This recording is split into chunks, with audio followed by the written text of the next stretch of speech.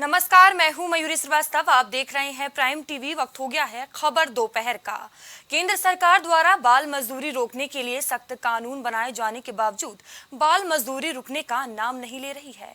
भले ही केंद्र व राज्य सरकारें बाल मजदूरी समाप्त करने की दिशा में गंभीरता से काम करने का दावा करती हो, निर्धन वर्गीय तबके के लिए कई लाभकारी स्कीमें चलाई जाती हो, मगर फिर भी कई बच्चों का बचपन मिट्टी धोता नजर आता है। बाल श्रम रोकने के लिए कठोर कानून होने के बावजूद अधिकारी सजग नहीं है। आंखों के सामने बाल मजदूरी होती देखकर भी अधिकारी आंखें बंद करके रखते हैं। मामला चाहे दुकानों, ढाबों या फिर अनाज मंडी का हो या फैक्ट्रियों का, ईंट भट्टों पर काम करने वाले बच्चों का सभी जगह यही हाल है। इन गरीब वर्ग के बच्चों की सुध लेने वाला कोई नजर नहीं आता। ऐसा नहीं है कि बाल मजदूरी रोकने के लिए सरकार गंभीर नहीं है। सरकार द्वारा बाल मजदूरी को रोकने के लिए सख्त नियम बनाए हुए हैं, लेकिन बात नियमों की पालन करने पर आकर खत्म हो जाती है। हालांकि जिला स्तर पर आयुक्त कार्यालय की देखरेख में बाल मजदूरी को रोकने के लिए निरीक्षक तैनात किए गए हैं, लेकिन इस तामझाम के बावजूद बाल मजदूरी रोकने का नतीजा शून्य ही रहता है। इन सारी बातों में अधिकारियों की कार्यशैली पर तरह तरह के सवाल उठना जरूरी है। कठोर नियम होने के बावजूद अधिकारी बाल मजदूरी करने वाले संस्थानों व व्यक्तियों के खिलाफ कार्रवाई करने से क्यों बचते हैं?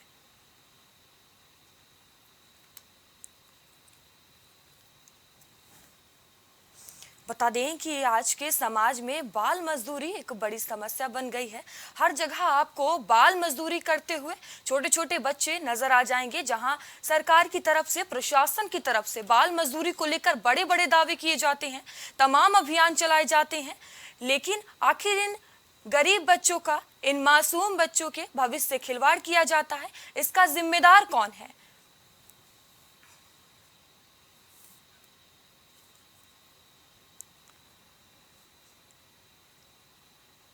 बता दें कि तरह तरह के अभियान चलाए जाते हैं बाल मजदूरी को लेकर, लेकिन कहीं ना कहीं बाल मजदूरी लगातार बढ़ती हुई नजर आ रही है। आप चौराहों पर देखेंगे, ढाबों पर देखेंगे, होटलों में देखेंगे, कहीं ना कहीं बच्चे आपको मजदूरी करते नजर ही आ जाएंगे।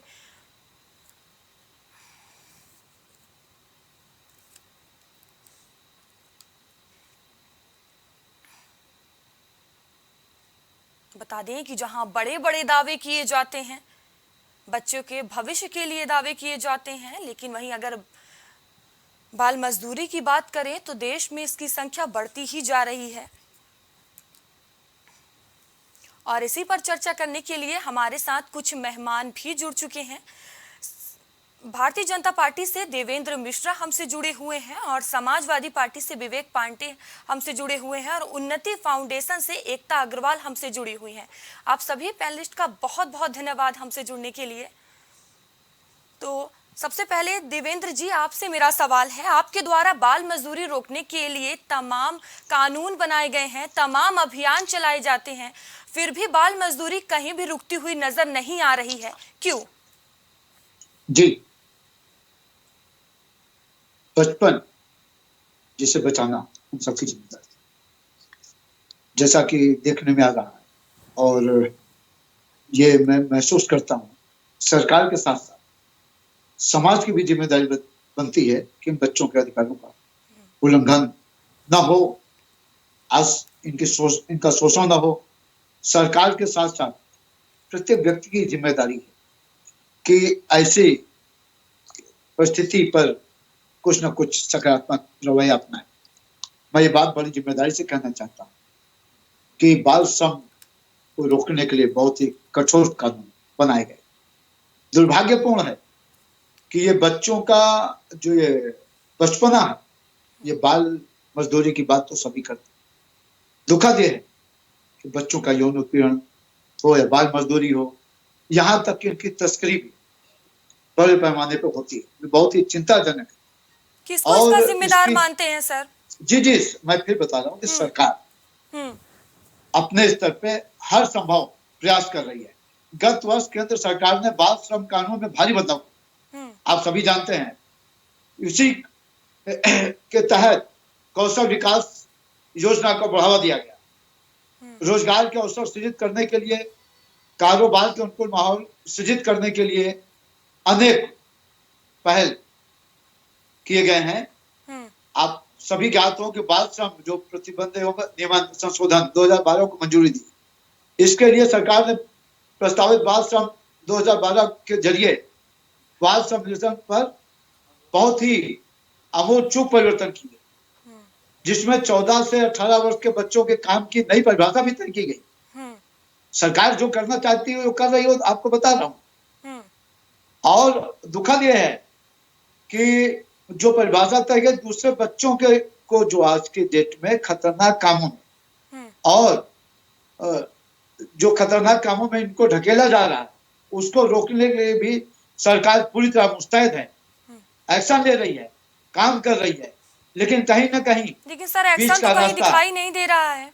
नहीं मैंने आपसे पूछा आप जिम्मेदार किसे मानते हैं, आप कह रहे हैं सरकार की तरफ से काम किया जा रहा है। सरकार पूरी जिम्मेदारी से अपना काम कर रही है, कहीं कुछ न कुछ चूक हो रही है। इसमें मैं इस बात को इसलिए मानता हूँ कि अगर कोई बच्चा बाल श्रम कर रहा, उसकी तस्करी हो रहा है, उसका उत्पीड़न हो रहा, तो कहीं ना कहीं इसके लिए समाज को, व्यक्ति को, परिवार को भी अज्ञान होगा। कैसे कोई बच्चा कहीं चला जाता है? आप लगातार देख रहे हैं कितने बच्चे गुम होते हैं देश में, पता नहीं चलता है कहाँ जा रहे हैं, क्या काम किया जा रहा है। महानगरों में बाढ़ आई, जहां देखिए, जिस स्तर पे देखिए, सड़कों पे देखिए, बाजार में देखिए, होटलों में देखिए, रेलवे स्टेशन पे देखिए, हर जगह बाल श्रम की आपको घटनाएं सामने देखने को प्रत्येक उदाहरण मिलेगा। जहां संज्ञान में बातें आती हैं, निश्चित तौर पर सरकार उस पर प्रभावी कदम उठाती है और उसके खिलाफ कठोर कार्रवाई भी करती है। इसमें मैं ये भी बता दूं कि 20,000 से 50,000 रुपए तक के जुर्माने के प्रावधान है नए कड़े कानून जो बनाया गया, और अनिवार्य शिक्षा कानून भी है। लेकिन इसमें कहीं ना कहीं सर लगातार आप कह रहे हैं सरकार की तरफ से काम किया जा रहा है, लेकिन सिग्नल पर तो हमें बच्चे भीख मांगते हुए दिखाई देते हैं। जी हाँ, मैं यही तो कह रहा हूँ कि सरकार ने अनिवार्य शिक्षा कानून लागू किया। अब सर सरकार क्या काम कर रही है, क्या काम कर रही है? बच्चे तो भीख मांगते हुए नजर आ रहे हैं। नहीं, हर जगह आपको कहीं ना कहीं मजदूरी करते हुए दिखाई दे देंगे। जी अधिकारी स्तर पर बाल मजदूरी को रोकने के लिए कोई ठोस कार्रवाई क्यों नहीं की जाती? जी, नौकरशाही व्यवस्था पे मैं कोई बात इसलिए अभी नहीं करूंगा क्योंकि हम सरकार में है, तो हमारी जिम्मेदारी है कि इसको हम देखें। ये सही है कि माध्यम जो है नौकरशाह होते हैं और इनको लगातार निर्देश दिया जाता है कि ये ऐसे किसी भी घटना को संज्ञान ले, तुरंत तत्काल कार्रवाई हो इस पे, और कार्रवाई करते भी, ऐसा नहीं कि कार्रवाई नहीं होती। लेकिन जब तक संज्ञान में चीजें नहीं आई, कोई बच्चा, आप सभी जानते हैं आंगनबाड़ी केंद्र, प्राथमिक विद्यालय हैं, अनिवार्य शिक्षा के साथ साथ खाने की व्यवस्था सबकी की गई, फिर ये चीजें कैसे डेवलप हो रही? कहीं ना कहीं तो हम परिवार के लोग, बच्चे के माता पिता या समाज के लोग भी तो कहीं ना कहीं इन्वॉल्व हैं। अगर ये सचेत हो जाए तो कोई जबरदस्ती बाल श्रम करवा सकता है क्या? बाल तस्करी जबरदस्ती हो सकती है क्या? यौन शोषण जबरदस्ती हो सकता है क्या? एक दो घटनाएं परिहार हो सकती है, लेकिन मास में ये चीजें नहीं हो सकती। अधिकारी स्तर पर बाल मजदूरी को रोकने के लिए कोई ठोस कार्रवाई क्यों नहीं की जाती? नहीं, जहां पे संज्ञान में चीजें आती है वहां तुरंत कार्रवाई होती है। आप ये बताएं, कोई भी अगर हमें बताएं कि कोई कार्रवाई ऐसी कोई चीजें हैं जिसको देखिए सरकार द्वारा। सर आप ही बता दीजिए, चूक या लापरवाही? नहीं, लापरवाही कहाँ हो रही? मैं कह तो रहा हूँ कि जहाँ कहीं अगर कोई घटना संज्ञान में आती है तो उसके पे तुरंत एक्शन लिया जाता है। सरकार बिल्कुल फुल मोड पे है, ये सब चीजें बर्दाश्त नहीं की जाती। देवेंद्र जी, आप कहीं भी देख लेंगे आपको बच्चे मजदूरी करते हुए दिखाई दे जाएंगे। जी आप कह रहे हैं कि घटना संज्ञान में आती है तब उस पर एक्शन लिया जाता है। आपकी बात, आप चाहे छोटे मोटे दुकानदार को देख लें, चाहे मॉल देख लें, चाहे सड़कों पे, हर जगह बच्चे आपको दिखेंगे। जी ठीक है विवेक जी, मैं आपके पास आऊंगी। ठीक है विवेक जी, मैं आपके पास आऊंगी। तमाम तरह के अभियान चलाए जाते हैं, लेकिन तब भी हम देखते हैं कि जगह जगह पर बच्चे भीख मांगते हुए नजर आ रहे हैं। ये क्यों नहीं दिखाई देता? आपकी भी सरकार में यही हाल था। देखिए, मैं बड़ी जिम्मेदारी के साथ पहले तो आपको इस बात का जवाब दे दूं कि जो सरकार 80 करोड़ गरीबों को राशन दे करके वाहवाही लूटने का काम करती है, अगर मैं एक घर के एक बच्चे को भी पकड़ता हूं कि वो गरीब है, तो 80 करोड़ में 8 करोड़ लोग तो मुझे ऐसे गरीब दिखाई देते हैं। और जो विगत 2011 की जनगणना थी, उसमें 5 से 14 साल के बच्चे जो 1 करोड़ से अधिक उस समय बाल श्रम के शिकार हुआ करते थे, आज वो कम से कम 7 करोड़ से अधिक की संख्या में।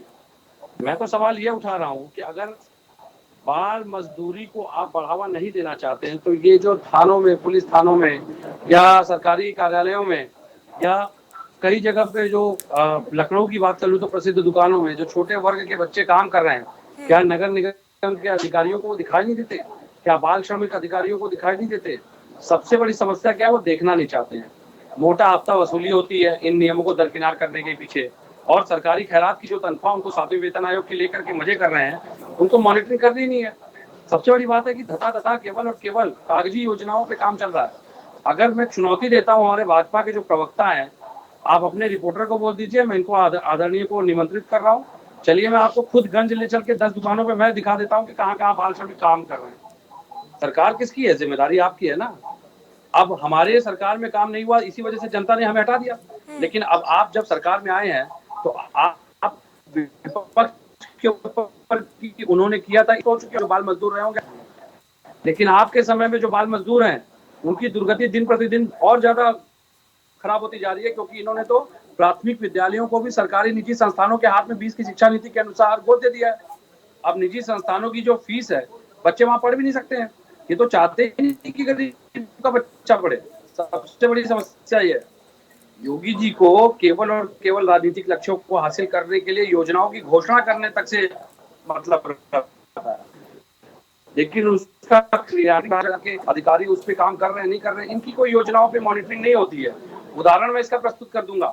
मुख्यमंत्री के अपने मुंह से घोषित की हुई 2 योजनाएं, जिसपे सरकारी अधिकारियों ने पलीता लगाकर ये साबित कर दिया कि उत्तर प्रदेश में मुख्यमंत्री का अर्थ होता है शून्य, क्योंकि उन्हें कागजी वाहवाही से मतलब है। 21 और 22 के पुलिस स्मृति दिवस पे बाइक भत्ता और सिम भत्ता घोषित किया था। 80% जिलों में, 75 जिलों के उत्तर प्रदेश के 80% जिलों में ये भत्ता पुलिस के कर्मचारियों को नहीं दिया जा रहा है, और ये घोषणा योगी जी ने बतौर मुख्यमंत्री की थी। तो जिस मुख्यमंत्री के अधिकारी घोषणाओं की कोई वैल्यू, कोई मान नहीं रखते हैं, उनकी नजर में मुख्यमंत्री की अहमियत क्या है? ये तो इनको सर जवाब देना है ना भाई। ये तो नहीं कह सकते ना कि समाजवादी पार्टी फिर उसके पूर्ववर्ती सरकार है। भाई हमारी सरकारों में कमियां थी, तभी तो हमको हटा दिया जनता ने।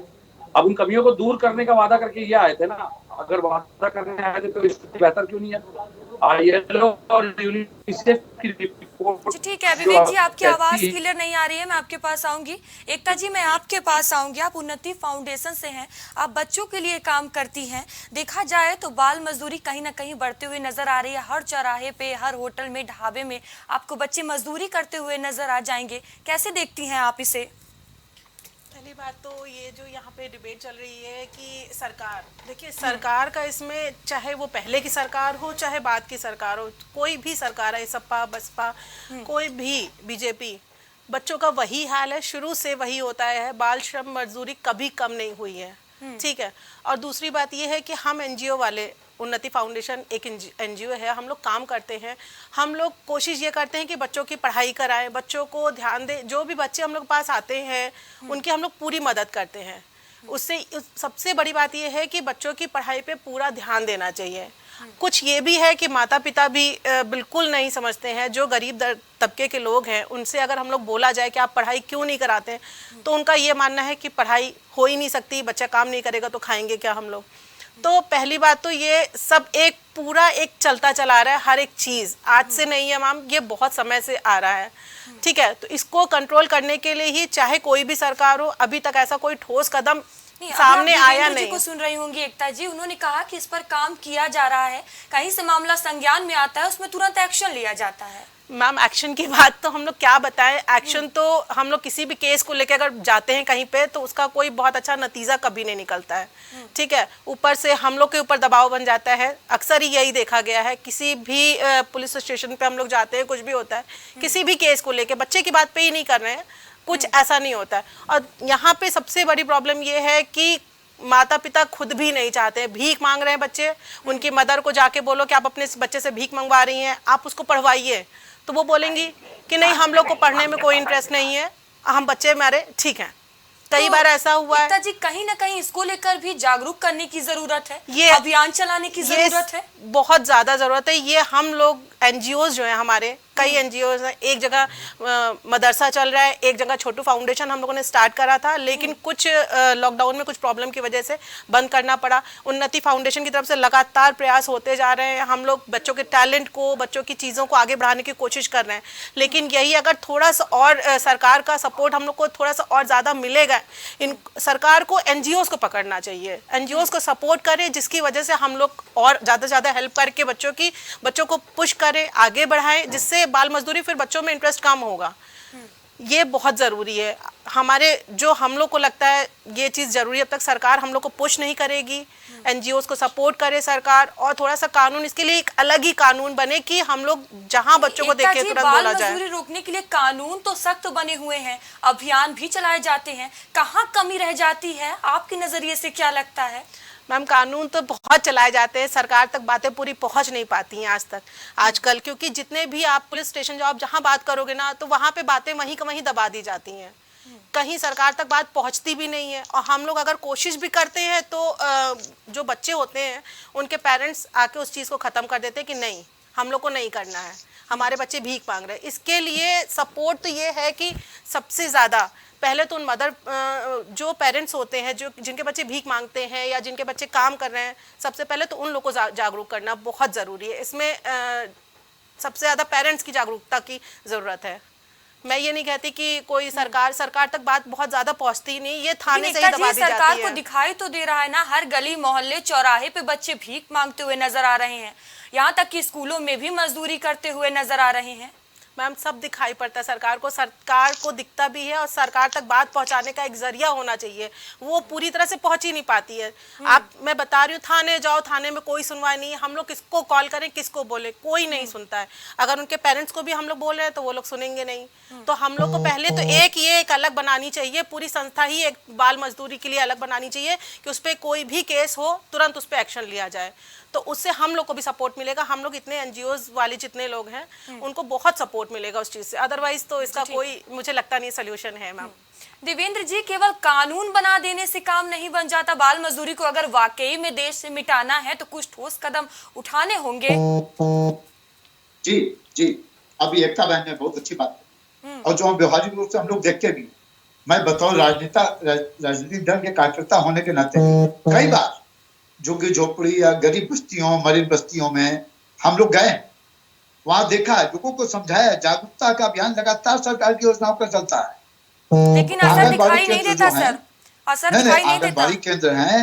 अब एकता बहन की बात से मैं सहमत हूँ, हम लोगों ने भी कई जगह ऐसी बातें देखी और संवाद किया, बैठा के पूरे समाज के लोगों को इकट्ठा करके बात करके, भाई देखिए बच्चों के लिए सरकार यही योजना दे रही है, उनको सब दाल, चावल, गेहूं, चना, घी, पौष्टिक तत्व तो सब बांटे जा रहे हैं। पढ़ाई शिक्षा है, आंगनबाड़ी केंद्रों में शिक्षा की व्यवस्था, आंगनबाड़ी कार्यकर्ती बिल्कुल अध्यापक के रूप में काम करती है, और इनको शिक्षित करने का जो बेड़ा सरकार का, वो स्वीकार करते हैं कि नहीं, हमें ये नहीं करना। वो सामान लेने तो आ जाती हैं जब वितरण होता है केंद्रों पे, उसके बाद वो बच्चे क्या कर, वो दिन भर उनको उसमें बेहतर उपचार उनको दिखता है। ये दुखद है।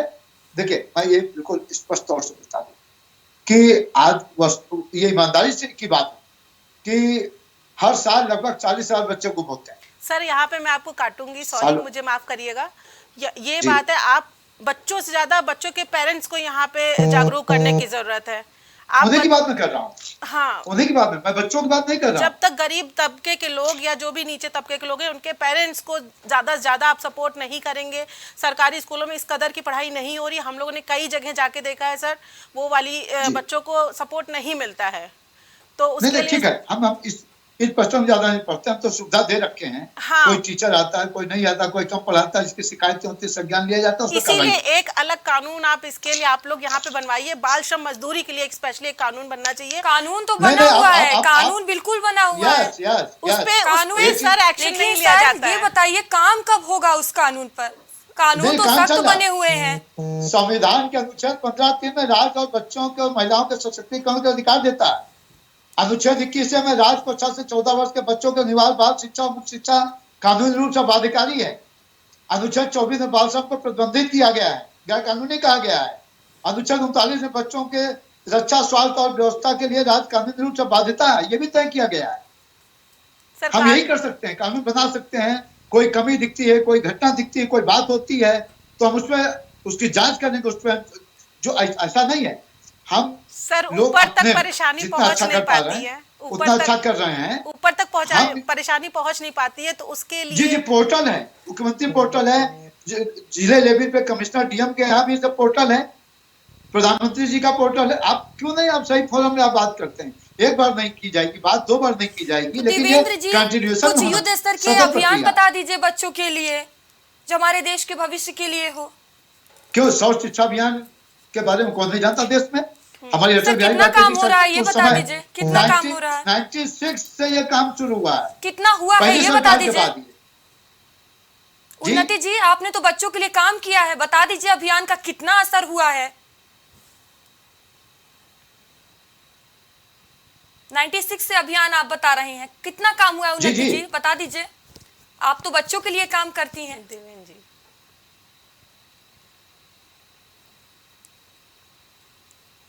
देवेंद्र जी, मेरा आपसे सवाल था, जी युद्ध स्तर के लिए कोई अभियान बच्चों के लिए, उनके भविष्य के लिए जो बेहतर हो। देखिए, उनके स्वास्थ्य, शिक्षा, ये सब चीज के लिए सरकार बहुत संवेदनशील है। सर बिल्कुल और मैं मानती हूँ आप उनके स्वास्थ्य के लिए, शिक्षा के लिए काम कर रहे हैं, लेकिन बाल मजदूरी की भी तो देखिए। नहीं, एक इसपे एक जो मुझे लगता है कि जो भी अगर मान लीजिए सरकारी रूप से हम सफल नहीं हो पा रहे हैं चीजों पे काबू करने की, तो कहीं ना कहीं असहयोग है उस परिवार का, उन बच्चों के माता पिता का, परिवार का। और जिस कोई अगर अपने बच्चे को कुछ भी कराना ही चाहे तो कोई दूसरा व्यक्ति कर क्या सकता है? बिल्कुल बिल्कुल वो आप व्यवस्थित किसी के घर से बच्चे को उठा के लाके नहीं बंद करके पढ़ा सकते, उसको ठीक कर सकते। इसके लिए कहीं ना कहीं जागरूकता, और ऐसा नहीं कि जागरूकता, सरकारी योजनाओं के तहत जागरूकता का अभियान लगातार चलता है, योजनाओं का क्रियान्वयन भी हो रहा है। सर अब यह है कि देखिए, जिस तो स्तर आपके पे चुनावी जितना अभियान तो प्रभावशाली तमाम होना चाहिए नजर उतना आते नहीं हैं, महाजनसंपर्क अभियान, टिफिन जी। पर चर्चा देखा जाए, चाय पर जी, जी। चर्चा, लेकिन इन जी। जो बच्चे हैं, मासूम बच्चे हैं, गरीब बच्चे हैं, जिनसे मजदूरी कराई जाती है, उनके लिए कब अभियान चलाया जाएगा? नहीं, अभी मैं आप कहेंगे वो तो बात अभियान मैं कह चल रहा रहा हूं। है, अभी आप कहेंगे अभियान चल रहा है, उस पर काम कब होगा सर? नहीं, काम लगातार चल, क्षमा करें, काम कहीं ऐसा नहीं, कोई एक दिन का काम नहीं, ये सतत प्रक्रिया है और ये चलती रहेगी अनुमोदन। अभी मैं तो आंकड़े देख के बड़ा हैरान हूँ कि विश्व में करीब 14 करोड़, मतलब 14 वर्ष से कम उम्र के 14 करोड़ बच्चे इस बाल श्रम में लगे हुए हैं। ये आंकड़े बहुत ही भयावह हैं। तो किसको जिम्मेदार कहीं ना कहीं- मानते हैं, किसको जिम्मेदार आप मानते हैं? नहीं, जिम्मेदार छोटा मैं सा किसी जवाब को दे नहीं दीजिए, मानता, एकदम मैं तो अपनी क्लियर जवाब जिम्मेदारी दे लेता दीजिए हूं। देवेंद्र जी। मैं अपनी जिम्मेदारी लेता हूं, मैं जिम्मेदारी किसी और को ठहराने में विश्वास नहीं करता। हम चीजों को देख रहे हैं, उसमें क्या बेहतर हो सकता है उस पर लगातार काम कर रहे हैं और आगे भी कोशिश है कि हम इसको बेहतर स्वरूप दें। हमारे देश के बच्चे जो देश के भविष्य हैं, ये इनका भविष्य कैसे स्वर्णिम हो, इस पर हमारी पूरी योजना भी है, उस पर लगातार आगे कदम बढ़ा रहे हैं।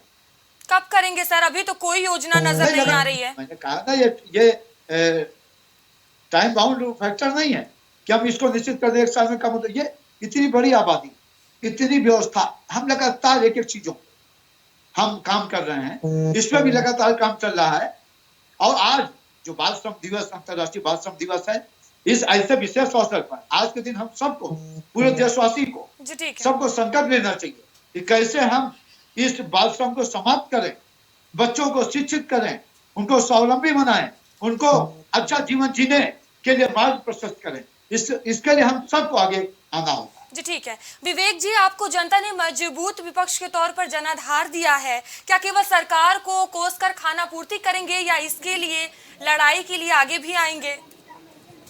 नहीं, कौन कोस रहा है सरकार को? सरकार नहीं, तमाम मुद्दों पर घेरते नजर आते हैं, तमाम मुद्दों पर, महंगाई को लेकर, रोजगार को लेकर, शिक्षा को लेकर, लेकिन ये भी सर एक बड़ा मुद्दा है, समाज की आज बड़ी समस्या बन चुका है, इसको लेकर कब लड़ाई लड़ेंगे? समाज की समस्या कहाँ है भाई? समाज तो इनको प्रचंड बहुमत और प्रचंड मतदान कर रहा है, ऐसा इनका कहना है। ये बात अलग है कि इनके जो नेता है, जो जिम्मेदार है, वो तो पकौड़े तलने को भी व्यापार, सुन लीजिए ना, मेरी बात आ जाए ना, ये तो वो जिम्मेदार लोग हैं जो कि पकौड़े तलने को व्यापार और रोजगार बताते हैं, लेकिन अपने बच्चों को पकौड़े नहीं तलवाएंगे। भाजपा के कितने सांसद, विधायक, मंत्री, पदाधिकारियों के बच्चे पकौड़े तलने का व्यापार कर रहे हैं, जरा बता दें। लेकिन उसकी मार्केटिंग तो पूरे विश्व स्तर पे की गई, उसको रोजगार बता दिया गया, यहाँ तक बता दिया कि पढ़े लिखे बच्चे जाके पीएचडी होल्डर जितने हैं वो जाकर के पकौड़े तलने जैसे काम करें। तो जिस सरकार की मानसिकता ही पकौड़े तलवाने से प्रेरित है, अपने बच्चों को बड़े बड़े संस्थाओं का अध्यक्ष बना देंगे, लेकिन भारत के बच्चे जो हैं, भारत के बच्चे हैं, सर, आपको भी तो जनता ने विपक्ष का जनाधार दिया है, आपकी भी तो कहीं ना कहीं जिम्मेदारी बनती है कि आगे आकर इस मुद्दों को लेकर लड़ाई करें। हमारी जिम्मेदारी बनती है, युवाओं के सबसे ज्यादा मुद्दे, बेरोजगारी के सबसे ज्यादा मुद्दे, रोजगार को लेकर सबसे ज्यादा बाल मजदूरी नहीं बनती। और सबसे बड़ी बात है परीक्षाओं की भर्तियों में जो ठीक है, वो मुद्दा तो अलग हो गया सर, बाल मजदूरी नहीं है जिम्मेदारी आपकी, इस पर आवाज उठाना आपकी जिम्मेदारी नहीं है। हम तो बराबर उठाते हैं, लेकिन जब जिसके कानों में शब्द जाएंगे ही नहीं, जिसको इस देश का लोकतंत्र नहीं दिखाई देता, वो विपक्ष की आवाज सुनाई देगी उसको। और सर, आपको तो दिखाई दे रहा है ना लोकतंत्र, आप तो आवाज उठा सकते हैं। संपत्तियों की जांच कर लें, सुन लीजिए ना, मैं तो उठा ही रहा हूँ। मैं तो कह रहा हूँ कि जितने इनके लेबर कमिश्नर बैठे हैं, कह दीजिए अगर दम हो तो सबकी संपत्तियों की जांच करवा लें। अभी सत्य सामने आ जाएगा कि कैसे बाल श्रम को मैनेज किया जाता है। नोटिस तो जारी होती है लेकिन कार्रवाई नहीं होती है, लेन देन करके रफा दफा कर देते हैं मामला, क्लीन चिट दे दी जाती है जिनके खिलाफ मामले दर्ज होते हैं। मजदूरी के लिए आप ही कोई अभियान चला दीजिए। मैं चला दूंगा, मैं तो चला ही रहा हूं, मैं तो पहले दिन से मुद्दों को लेकर सक्रिय हूं। मैं तो कई जगह जाकर जनता के आंदोलन में हिस्सा बना हूं। मैं तो कह रहा हूं, आपके माध्यम से कह रहा हूं, इनको कहिए, चुनौती देता हूं, उत्तर प्रदेश के जितने बाल श्रम कमिश्नर हैं, लेबर कमिश्नर, सबके संपत्तियों की जांच करा दे। अगर ये निष्पक्ष सरकार है तो उन सबसे हिस्सा लेते हैं ये लोग, क्या बात करेंगे बैठ करके। मैं चुनौती दे रहा हूं, मैं आपको उदाहरण पेश कर सकता हूं। ऐसे 2-2 करोड़ की आरसी कटी हुई है कंपनियों की, लेकिन सब में मैंने जो किया कोर्ट तक मामला आता ही नहीं है। नीचे अधिकारी लेकर के रिश्वत लेकर के भ्रष्टाचार धांधली करके वहीं क्लीन चिट दे देते हैं। लेबर कमिश्नर का ऑफिस मतलब भ्रष्टाचार का अड्डा है, वो इनके वसूली का उगाही का अड्डा है। बोलिए ना, लेबर कमिश्नर की जांच करा देंगे संपत्तियों की। मैं तो बता रहा हूँ लूपहोल कहाँ पे है, बोलिए करा दें। काम करना इनको है। ईडी केवल क्या विपक्ष के पास जाएगी क्या? ईडी और विजिलेंस, बोलिए ना, ईडी और विजिलेंस को लेके जाए जरा लेबर कमिश्नर के यहाँ, जाके चेक करें उनकी संपत्तियों को। आप चुनाव में व्यस्त सर, आप चुनाव में व्यस्त हैं, आप भी आरटीआई डाल दीजिए, आप खुलासा कर दीजिए। क्या आपको डर लग रहा है? मैं तो आपको धन्यवाद देता हूं कि आपने एक और विशेष मुद्दा जिसपे हो सकता है मेरा ध्यान नहीं था, आपने आकर्षित कर दिया है। मैं एक अधिवक्ता भी हूं, मैं इस पे आरटीआई डाल के आज की कॉपी आपको भेज दूंगा। मैं ठीक है सर, बिल्कुल मुद्दा तो उठाना हमारा काम है, लेकिन आप तो विपक्ष में बैठे हैं, आपकी भी कहीं ना कहीं जिम्मेदारी बनती है। सर मैं एक बात बोलना चाहूंगी। सर मैं एक बात बोलना चाहूंगी, मैं आपके पास आऊंगी, बिल्कुल आऊंगी। सुन लीजिए, मेरी बात आ जाए। ये पहली सरकार है जिसमें सारी जिम्मेदारी विपक्ष की और विपक्ष इसको स्वीकार करता है। कम से कम हम उन निकम्मों की तरह नहीं है जो सरकार में रहकर संस्थाओं को संचालित करते हुए अपनी जिम्मेदारी से भागते हैं। ये बात सत्य है कि विपक्ष की जिम्मेदारी है और विपक्ष इसको पूरी तरह से क्रियान्वित करेगा। मैं तो जिम्मेदारी ले रहा हूं। सर लगातार अपनी जिम्मेदारी बखूबी निभाते हैं, तमाम मुद्दे उठाते हैं, लेकिन ये भी मुद्दा जरूरी है। बाल मजदूरी कहीं ना कहीं बड़ी समस्या है। बिल्कुल गंभीर सोचनीय मुद्दा है। भाजपा कार्यालय के बाहर देख लीजिए जाकर के, कितने बाल मजदूर है जो कि वहीं पे चाय बेच रहे हैं और वही चाय पहुंचाते हैं इनके कार्यालय में। इनको अपने घर का आईना नहीं दिखाई देता। विपक्ष के ऊपर ठीकरा फोड़ने से इनकी जिम्मेदारियां कम हो जाती हैं। अगर तो थोड़े ठीकरा, हम तो जिम्मेदारी ले रहे हैं, हम तो ले रहे हैं जिम्मेदारी की। हाँ, सच बात है कि इस पे बाकायदा एक बहुत सर जिम्मेदारी लेने से अच्छा है अभियान चला दीजिए। नहीं, अभियान तो चला दूंगा। अब आपने बता दिया, मैं आरटीआई डाल करके कॉपी आपको भेज दूंगा। अभियान की शुरुआत मैं ही करूंगा। देवेंद्र जी, सपा आपको निकम्मा कह रही है। नहीं, कुछ भी कह सकते हैं। लोकतंत्र की मर्यादा का ख्याल इन्होंने रखा कब? डिफेंस क्यों करें? जो जी में आए करें, क्यों डिफेंस करें? लेकिन हम उस स्तर पर इनका विशेष अधिकार है। और ये हमेशा जब सत्ता में रहे हो तो विपक्ष में रहे हो तो इन्होंने अपने चरित्र को इसी ढंग से दर्शाया है और जिसका परिणाम आज इनके सामने है। मैं एक बात कहना चाहता हूँ, 900 चूहे खा के बिल्ली हज को चली, ठीक इनके ऊपर सटीक बैठता है। ये समाजवादी चरित्र को कौन नहीं जानता, जो आधुनिक समाजवादी पार्टी है। ये विगत 6 साल से भारतीय जनता पार्टी की सरकार उत्तर प्रदेश में है। कितनी बार सड़कों पर इन लोगों ने जनहित के मुद्दे को लेकर, जनता के हित के लिए सड़कों पे आए। ये सही बात, जबकि विपक्ष में है, सही बात कहने का साहस इनका सदन में नहीं है, सड़क पे क्या उतरेंगे? इसके लिए इच्छा शक्ति होनी चाहिए, जन समर्थन होना चाहिए। किसके भरोसे ये काम? और ईमानदारी की बात सबसे है, ये खुद से ही नहीं चाहिए। उनकी संपत्तियों की जांच करेंगे, ये समाज, प्रदेश के प्रति न तो संवेदनशील है। देवेंद्र जी, विवेक जी लगातार जी। संपत्तियों की जांच की मांग कर रहे हैं, लगातार नहीं वो नहीं, ठीक है, संपत्तियों की जांच की मांग करना इनका विशेषाधिकार होना भी चाहिए। इस पे हमें कुछ नहीं कहना। जो भी जिसके खिलाफ शिकायतें होती है उसके खिलाफ जांच होती है। जांच का परिणाम क्या होता है वो करवाते हैं। ये पहली सरकार है जिसमें अधिकारियों की संपत्तियों की जांच नहीं होती है। जी ठीक है, बच्चों उन्नति का जी, हक मारा जा रहा है, ठीक है। प्राथमिक विद्यालयों को खत्म किया जा रहा है और वो सारा पैसा भ्रष्टाचार का इनके अधिकारी दबा करके बैठे हैं जो कि चुनाव आने पे फंड करते हैं। जी ठीक है, उन्नति जी बहुत देर से कुछ कहना चाह रही थी, उन्नति जी अपनी बात रखें। जी। मैं बस इतना कहना चाहती हूँ सर, सरकार एक दूसरे को ब्लेम करे इससे कोई मतलब नहीं होता। यहाँ पे हल निकालने की बात हो रही है जी, तो जी, उसका सबसे बड़ा तो हल ना सपा के टाइम पे निकला, ना बीजेपी के टाइम पे निकला, ना बसपा के टाइम पे। सर इसका हल निकालना है मिलके, ना कि एक दूसरे को ब्लेम करके और एक दूसरे पर एकता जी क्या करना चाहिए? ये तो हमने बताया ना कि सबसे पहले तो इसके लिए आप पेरेंट्स को जागरूक करिए। सबसे बड़ा ये ही एक सॉल्यूशन है कि आप पेरेंट्स को जागरूक करिए कि पेरेंट्स अपने बच्चों को काम पे भेजे ही नहीं। जो भीख मंगवा रहे हैं जिन बच्चों को, उनके परिवार वालों से बात करना बहुत जरूरी है। एकता जी देखिए, कहीं ना कहीं ऐसी मजबूरी होती है पेरेंट्स के पास भी, और वो बच्चे भी, ऐसी गरीबी है, ऐसी मजदूरी है कि कहीं ना कहीं वो मजबूर हो जाते हैं मजदूरी करने के लिए। तो ये तो मैम तो इस पर कहीं ना कहीं सख्त कानून बनने की जरूरत है, अभियान चलाने की जरूरत है। वो तो मैम चलाना ही चाहिए। सरकार कानून चला रही है आज से नहीं, बहुत समय से। उसको आगे बढ़ाने का, उस कार्रवाई पे ठोस कदम जो भी है, या सरकार की तरफ से या पुलिस की तरफ से, मैंने फिर कहा पुलिस की तरफ से, जब तक ठोस कार्रवाई एक अलग से संस्था बना के, और हमारा तो मानना ये है कि आप एनजीओज के साथ थोड़ा सा मिलके, क्योंकि एनजीओज की बात लोग सुनते हैं। इस समय हम लोग जाते हैं पढ़ाने के लिए तो पेरेंट्स भेजते हैं अपने बच्चों के कि हम लोग मुफ्त में शिक्षा प्रदान कर रहे हैं, मुफ्त में लोगों को, बच्चों को जागरूक कर रहे हैं, अलग अलग लेवल पे लेके जाने की कोशिश कर रहे हैं। तो उनके साथ मिलना बहुत ज़रूरी है कि उन लोग के साथ मिल के आप लोगों से मिलिए, लोगों को समझाइए, और कानून को जब तक हम लोग और अच्छी तरह से, ये कि इस रूल को फॉलो करें। ऐसे एक सरकार से दूसरे सरकार पे ब्लेम करने से सर कुछ भी नहीं होता है। आज से नहीं, बहुत समय से बन रहे हैं सारे कानून बन रहे हैं, पर उसको जब तक पूरी तरह से फॉलो नहीं करा जाएगा, ये कोई भी श्रम दिवस का या कुछ भी आप मना लो, कुछ सक्सेस होने वाला नहीं है। जी बिल्कुल, जी ठीक है। आप सभी पैनलिस्ट का बहुत बहुत धन्यवाद हमसे जुड़ने के लिए। तो बता दें, केंद्र सरकार द्वारा बाल मजदूरी रोकने के लिए सख्त कानून तो बनाए गए हैं, लेकिन इसके बावजूद भी बाल मजदूरी कहीं रुकने का नाम नहीं ले रही है। कहीं ना कहीं आपको बाल मजदूरी करते हुए बच्चे दिखाई दे जाएंगे। अब सबसे बड़ा सवाल यही खड़ा होता है, जहां एक तरफ सरकार दावे कर रही है कि उनके तरफ से काम हो रहे हैं, लेकिन अब सबसे बड़ा सवाल यही है कि आखिर इसका जिम्मेदार कौन है। फिलहाल अभी के लिए खबर दोपहर में इतना ही। आगे आपसे फिर होगी मुलाकात, तब तक के लिए बने रहिए प्राइम टीवी के साथ। नमस्कार।